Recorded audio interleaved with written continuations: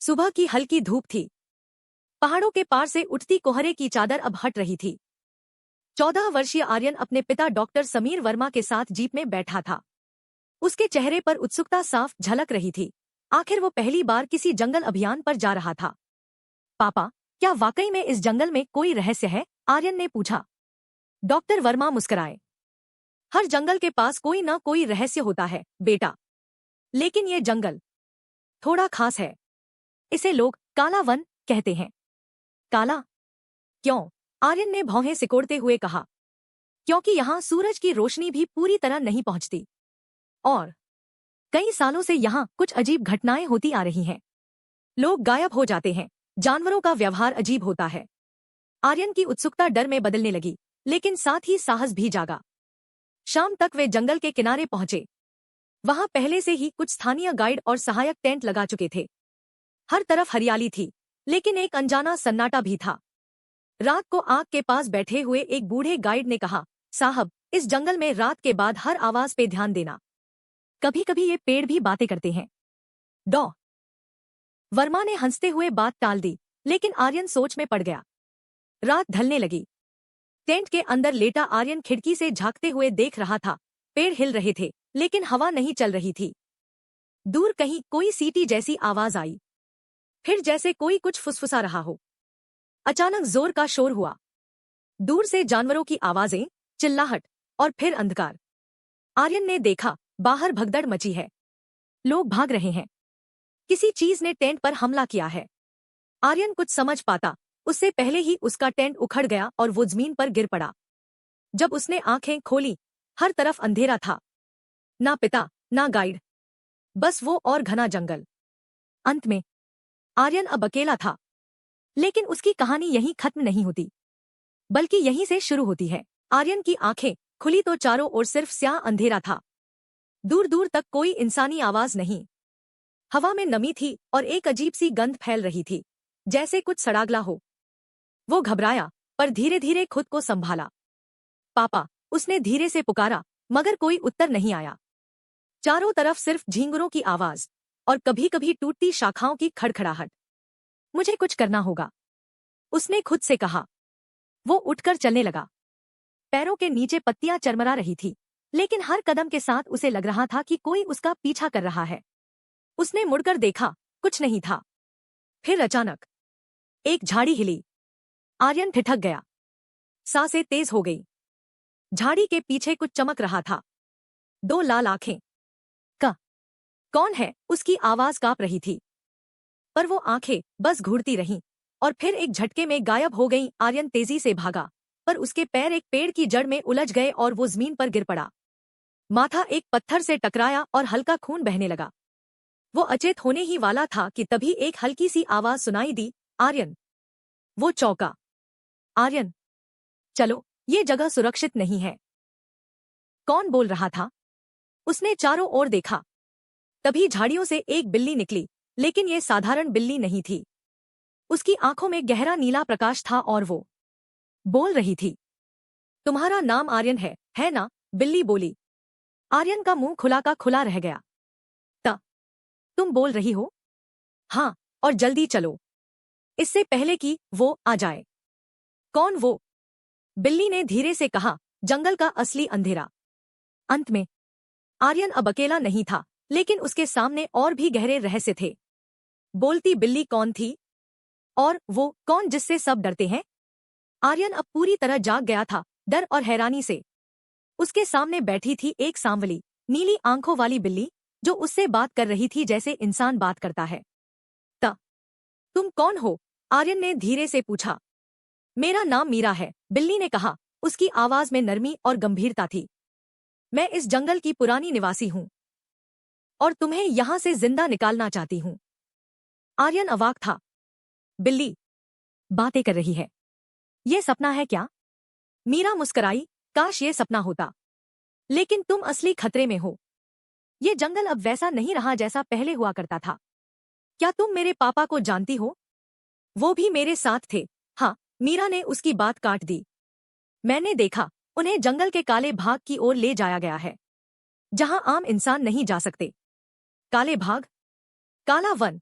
मीरा ने फुसफुसाकर कहा, जंगल का वो हिस्सा जिसे सूरज भी नहीं छूता।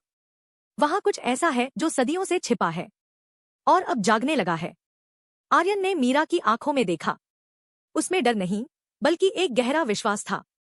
क्या तुम मेरी मदद करोगी? उसने पूछा। मैं करूंगी, मीरा बोली, पर तुम्हें मेरी बात माननी होगी। हर चीज पर विश्वास नहीं करना और हर आवाज की सच्चाई मत मानना। मीरा उसे एक छोटी सी पहाड़ी के पार ले गई जहां एक चट्टान के नीचे गुफा जैसी जगह थी। यहां कुछ समय तक छिप कर रहो। मैं बाकी बातों के लिए कल तैयार करूंगी। लेकिन अब आगे क्या? आर्यन ने पूछा। मीरा की आंखों में चमक थी। अब हम खोजेंगे रहस्य का नक्शा। वहीं से सफर असली शुरू होगा। अंत में आर्यन अब अकेला नहीं था। मीरा उसका साथ देने को तैयार थी। लेकिन क्या वो वाकई भरोसेमंद थी? और काले वन में क्या छिपा था जो उसके पिता को खींच ले गया? सुबह की पहली किरणें अभी पेड़ों की ऊंचाई तक ही पहुंची थी, लेकिन जंगल के भीतर अब भी अंधेरा था। आर्यन गुफा के बाहर बैठा सोच रहा था, क्या मीरा सच में मेरी मदद कर सकती है? उसी वक्त मीरा धीरे धीरे पास आई। आज हमें एक जगह चलना है, उसने कहा, जहां वो नक्शा छिपा है जो काले वन का रहस्य खोल सकता है। प्राचीन वृक्ष की ओर मीरा आर्यन को एक बेहद पुराने पेड़ के पास ले गई। इतना बड़ा पेड़ आर्यन ने कभी नहीं देखा था। उसकी शाखाएं जमीन को छू रही थी और उसकी जड़ें ऐसे फैली थी जैसे कोई जीव अपनी उंगलियां फैलाकर बैठा हो।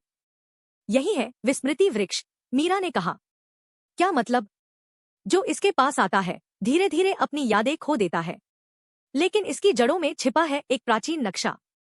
परख की पहली परीक्षा। मीरा ने कहा, मैं अंदर नहीं जा सकती। सिर्फ इंसान ही उस सुराख से अंदर जा सकता है। लेकिन सावधान रहना, अंदर सब कुछ वैसा नहीं है जैसा दिखता है। आर्यन ने डरते हुए पेड़ के तने में बनी सुरंग में कदम रखा। अंदर अजीब सी ठंड थी। दीवारों पर जाल और छिपकलियों की आवाजें गूंज रही थी। कुछ कदम बाद उसे एक चमकती वस्तु दिखी, कपड़े में लिपटा हुआ एक नक्शा। जैसे ही उसने उसे उठाया, पीछे से एक आवाज आई, यह तुम्हारा नहीं है। वो मुड़ा। एक छाया जैसा जीव धीरे धीरे उसकी ओर बढ़ रहा था। साहस की जीत। आर्यन डर कर पीछे हटा, लेकिन फिर याद आया, मीरा ने कहा था कि हर आवाज की सच्चाई मत मानना। उसने आंखें बंद की और खुद से कहा, यह भ्रम है, यह सच नहीं है। और सच में जैसे ही उसने आंखें खोली, छाया गायब हो चुकी थी। नक्शा उसके हाथ में था। नक्शे का रहस्य। वापस आकर मीरा ने नक्शा खोला। ये देखो, मीरा बोली। नक्शे में जंगल के भीतर एक निशान बना था जहां लिखा था, अंधकार का हृदय। यही है वो जगह जहां से सब शुरू हुआ। और शायद वहीं तुम्हारे पिता भी हैं। अंत में अब आर्यन के पास था एक नक्शा, एक रहस्यमयी साथी और आगे बढ़ने की दिशा। लेकिन अंधकार का हृदय तक पहुंचने के लिए उसे पार करना होगा एक ऐसा क्षेत्र जहां सांप बोलते हैं। गहरे जंगल के बीचों बीच मीरा और आर्यन अब उस दिशा में बढ़ रहे थे जिसे नक्शे में अंधकार का हृदय कहा गया था। नक्शे के अनुसार रास्ता एक पुरानी टूटी हुई झील के किनारे से होकर जाता था जिसे सर्प सरोवर कहा जाता था। मीरा ने धीरे से कहा, यहां से आगे जाने का मतलब है नागलोक की दहरी पार करना, जहां सिर्फ वही प्रवेश कर सकता है जो डर से ऊपर उठ सके। सर्प सरोवर का रहस्य। झील के किनारे पहुंचते ही हवा में सीटी जैसी फुफकार गूंजने लगी। पानी काला और शांत था, जैसे सदियों से उसमें कोई हलचल न हुई हो। हमें यहां रुकना होगा, मीरा ने कहा। क्यों? क्योंकि नागलोक का द्वार तभी खुलता है जब कोई सच्चे दिल से प्रवेश की मांग करता है, और नागों को धोखा पसंद नहीं। आर्यन की परीक्षा। आर्यन ने झील के किनारे खड़े होकर कहा, मैं अपने पिता को बचाना चाहता हूं। मुझे इस रास्ते से गुजरने दो। पानी में लहर उठी और फिर झील के बीचों बीच से एक विशाल पत्थर ऊपर उठने लगा। उस पर एक नाग की आकृति उकेरी हुई थी, जिसकी आंखों में नीली ज्वाला जल रही थी। झील के नीचे से निकलकर एक विशालकाय नाग सामने आया। उसका नाम था वासुकी। मनुष्य, वासुकी ने गरजती आवाज में कहा, तू इस जंगल में क्यों आया है? आर्यन ने कांपते हुए कहा, मैं अपने पिता को ढूंढने आया हूं। मैं नहीं जानता कि यहाँ क्या छिपा है, पर मैं डरकर भागने नहीं आया। वासुकी की चेतावनी।